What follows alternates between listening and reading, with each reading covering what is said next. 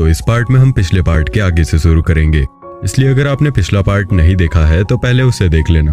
अब कहानी में हम आगे देखते हैं कि फेंग हान ने उस एग्जाम को पास कर लिया था, साथ ही कुछ और डिसाइपल्स भी उस एग्जाम को पास कर चुके थे, लेकिन सिर्फ फेंग हान ने ही लड़ाई के दौरान अपने लेवल को अपग्रेड किया था और ये चीज सबके नजर में भी आ चुकी थी। अब इसी को देखते हुए जिनसेताई सीनियर हुआ के पास जाता है, लेकिन वहां पर ऑलरेडी वो मास्टर मौजूद थे जिन्होंने सबसे पहले वो बीस्ट को खत्म किया था। उनका नाम हमें सेन पता चलता है।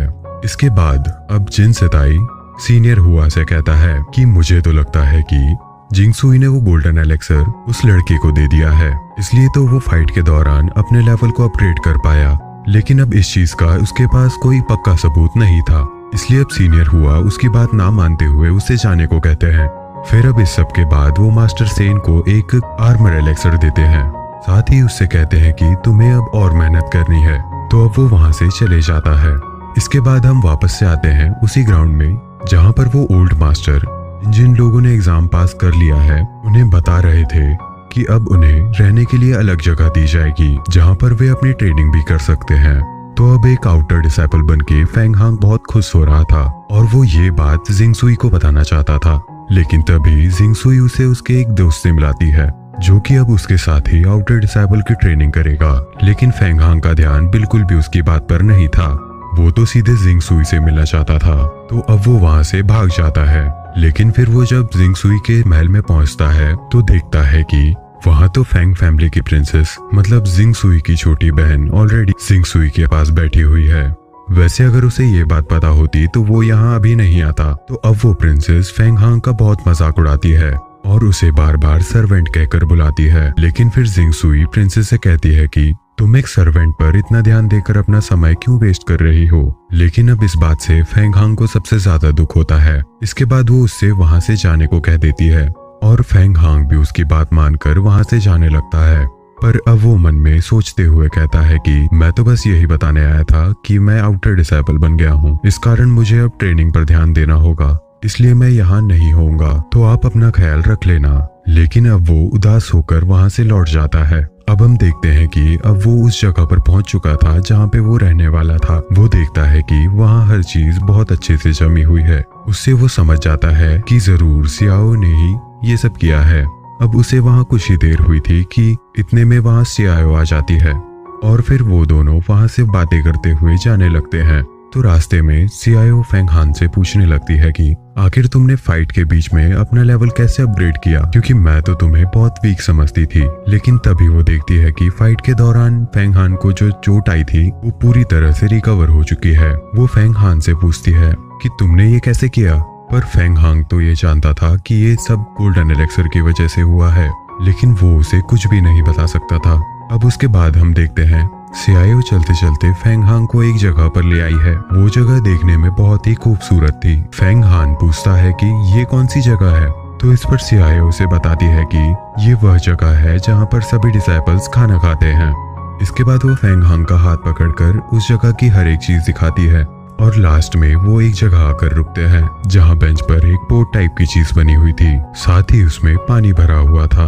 वो चेयर पर बैठने के बाद सियाओ फेंग हान को बताती है कि अभी हमने जितनी भी चीज देखी वो आउटर डिसाइपल्स के लिए बिल्कुल फ्री है, लेकिन ये तो कुछ भी नहीं। वो बताती है कि जब हम इनर डिसाइपल्स की स्टेज पे आएंगे तो हमें कई तरह की टेक्निक यूज करने मिलेगी जो इतनी सीक्रेट है कि इनके ही पुराने आउटर डिसाइपल्स को भी इसकी कोई भनक नहीं होती। और तो और कहते हैं कि उन ट्रेनिंग से कोई भी अवतार रिल में जा सकता है।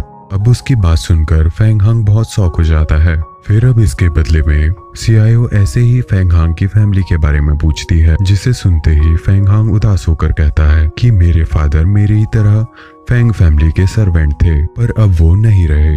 इस पर सियाओ भी सैड हो जाती है और फेंग हांग से ऐसा सवाल पूछने के लिए माफी मांगती है। फिर फेंग हांग कहता है कि कोई बात नहीं। फिर वो भी उससे उसकी फैमिली के बारे में पूछता है, तो इस पर वो सैड होते हुए कहती है कि मेरी मदर तो जब मैं छोटी थी तभी नहीं रही और उनके जाने के बाद फादर व्यापार में लग गए और उन्हें तो अब याद भी नहीं होगा कि उनकी एक बेटी भी है। उन्होंने मुझे कभी बेटी नहीं माना, मैं उनके लिए बस एक प्रिंसेस थी। अब उसको इतना सैड देखकर फेंग हांग आगे जाता है और उससे कहता है कि मेरा अभी तक कोई दोस्त नहीं था, तुम मेरी पूरी लाइफ की पहली फ्रेंड हो, इसलिए कभी तुम खुद को अकेले मत समझना। पर अब उसकी बात सुनकर सीआईओ बहुत शर्मा जाती है। फिर वो दूसरी बात स्टार्ट करते हैं।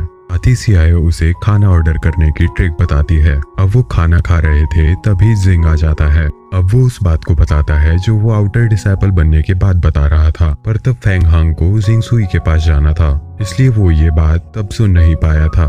अब जिंग उसे और सीआईओ को बताता है कि मैंने सुना है कि हम किसी फाइट पर जाने वाले हैं और अभी हमें ट्रेनिंग की भी बहुत जरूरत है। इसलिए मैं एक लड़के को जानता हूँ, वो बहुत स्ट्रांग है, बस हम उससे रिक्वेस्ट करेंगे तो वो हमें अपने साथ रख लेगा। अब सीआईओ तो साफ मना कर रही थी, पर फिर फेंग हांग को जिंग पर पूरा भरोसा था, इसलिए वो हाँ कर देता है। इसके बाद जब वो उस लड़के से मिलते हैं तो वो लड़का तब खाना खा रहा था। फिर जब जिंग उससे कहता है कि वो उसके एक दोस्त को आपसे मिलाने लाया है, तो पहले वो लड़का उसे इग्नोर कर देता है। फिर उस लड़के का दोस्त उसे बताता है कि ये लड़का जिंग सुई का नौकर है। अब ये सुनकर वो फेंग हांग का बहुत मजाक उड़ाने लगता है, साथ ही वो उसे बार बार सर्वेंट कहकर पुकार रहा था। अब इस कारण फेंग हांग में और उस लड़के में फाइट स्टार्ट हो जाती है। अब जैसा कि जिंग ने बताया था, उसके मुताबिक वो लड़का बहुत स्ट्रांग था।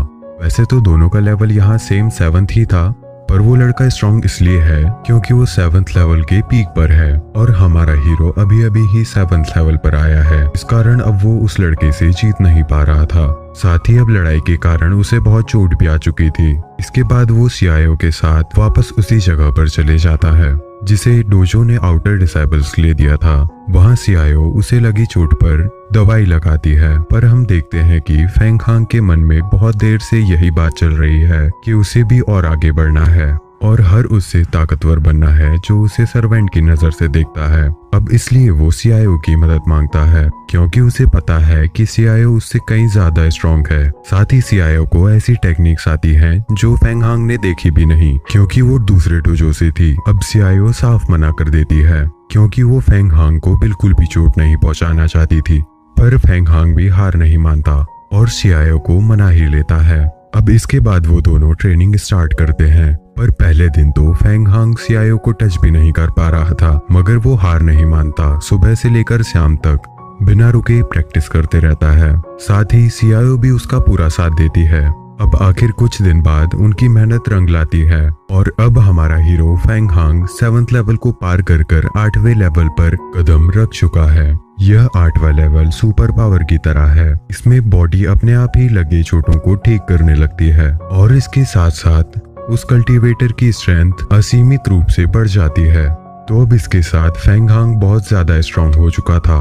अब वो प्रैक्टिस करने के लिए सीआईओ को थैंक्स बोलता है, लेकिन इसके साथ वो उससे ज्यादा ताकतवर भी हो चुका था। तो अब वो सीआईओ से कहता है कि अभी तक तुमने मुझे प्रोटेक्ट किया था, लेकिन अब मेरी बारी है, अब मैं तुम्हें प्रोटेक्ट करूंगा।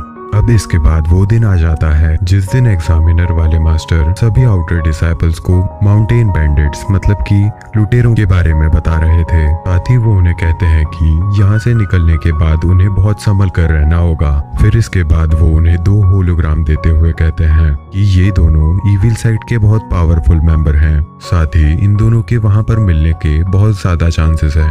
अब साथ ही साथ वो ये भी बताते हैं कि उन दोनों मेंबर्स में से किसी एक को भी मारने पर इनाम में इमॉर्टलिटी एलेक्सर मिलेगा। अब ये सुन वहाँ खड़े डिसाइपल्स बहुत शॉक हो जाते हैं। वैसे हम ये भी देखते हैं कि इस मिशन पर कुछ डिसाइपल्स नहीं जा रहे हैं, पर अब जो कोई भी उनमें से जा रहा है हम किसी न किसी को जानते ही हैं। एक बार हम उनको देख लेते हैं। तो एक तो हमारा हीरो फेंग हांग जा रहा है, उसके साथ सीआईओ जिंग जा रहा है। दूसरी तरफ वो लड़का जिसने फेंग हांग का मजाक उड़ाया था वो भी जा रहा है। पर हम देखते हैं कि वहाँ पर मास्टर सेन भी थे और वो भी उनके साथ जाने वाले थे और वो उन सभी डिसाइपल्स में से सबसे स्ट्रांग थे। वैसे मास्टर सेन के कुछ साथी डिसाइपल्स भी वहाँ जा रहे थे।